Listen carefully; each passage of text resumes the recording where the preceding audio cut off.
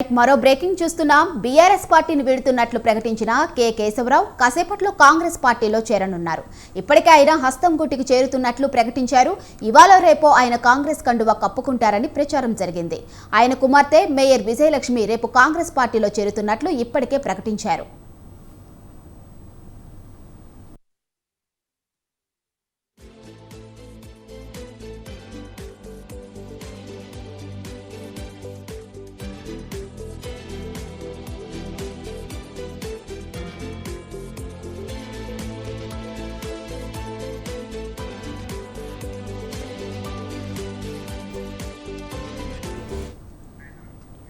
BRS పార్టీని వీడుతున్నట్లు ప్రకటించిన K Keshavarao కాసేపట్లో కాంగ్రెస్ పార్టీలో చేరనున్నారు.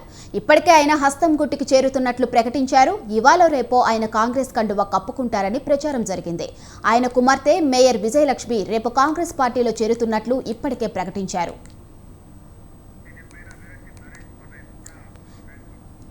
ఇక ఇదే అంశంపై మరింత సమాచారం మా బ్యూరో చీఫ్ నరేష్ ఫోన్లో అందిస్తారు. చెప్పండి నరేష్, బీఆర్ఎస్ సీనియర్ నేత కె కేశవరావు కాంగ్రెస్ కూటికి చేరబోతున్నారని సమాచారం అయితే అందుతుంది. దీనిపై పూర్తి అప్డేట్స్ ఏంటి నరేష్?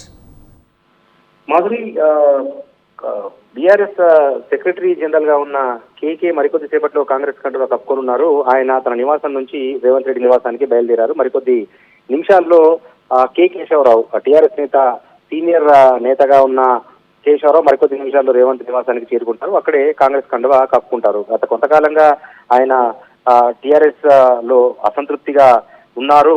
తనకు ప్రాధాన్యత ఇవ్వటం లేదు అన్న అసంతృప్తితో కేకే తగిలిపోతున్నారు. 2012 వరకు ఆయన కాంగ్రెస్ లోనే ఉన్నారు. కాంగ్రెస్ సీనియర్ నేతగా కొనసాగారు. జాతీయ స్థాయిలో ఎన్నో పదవుల్లో పనిచేశారు కాంగ్రెస్ పార్టీలో. కానీ ఆ తర్వాత తెలంగాణ ఉద్యమ నేపథ్యంలో ఆ రోజు తలెత్తిన భావోద్వేగాల నడుమ కేకే కాంగ్రెస్ పార్టీని వీడి బీఆర్ఎస్ లో చేరారు. గత 10 సంవత్సరాలుగా బీఆర్ఎస్ లోనే కొనసాగుతున్నారు. 2 దఫాలుగా రాజ్యసభ అవకాశం ఇచ్చింది బీఆర్ఎస్.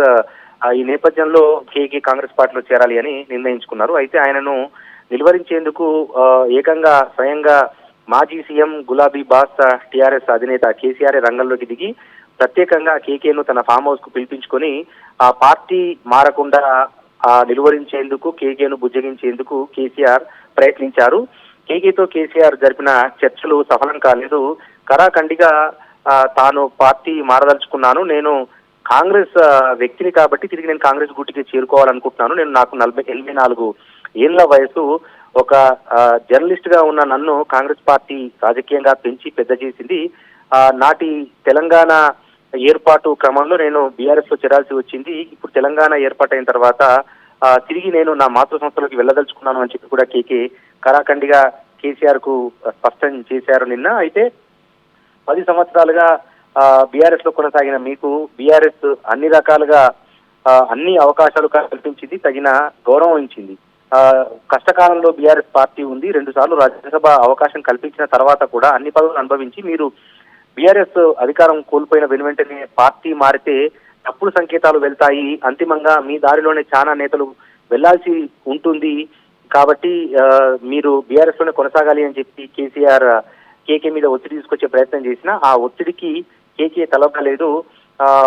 ఖరాఖండిగా కేసీఆర్ కి చెప్పేసి నేను పార్టీ మారదలుచుకున్నాను, 84 ఏళ్ల వయసులో తిరిగి నేను కాంగ్రెస్ గుట్టికి చేరుతున్నాను అని చెప్పి కేకే స్పష్టం చేశారు. అయితే షెడ్యూల్ ప్రకారము రేపు కేకే బీఆర్ఎస్ నుంచి కాంగ్రెస్ లో చేరాలి. కానీ మారిన రాజకీయ పరిణామాల నేపథ్యంలో వీరినంత తొందరగా కాంగ్రెస్ గూటికి చేరుకోవాలి అన్న ఉద్దేశంతో ఈ రోజు ఉదయమే కేకే నిర్ణయం తీసుకున్నారు. హుటాహుటిన తన నివాసం నుంచి ఇప్పుడు రేవంత్ నివాసానికి కేకే చేరుకుంటున్నారు. మరికొద్ది సేపట్లో కాంగ్రెస్ కండువా కప్పుకుంటారు కేకే.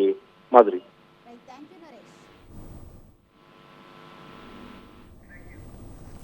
Thank you Naresh.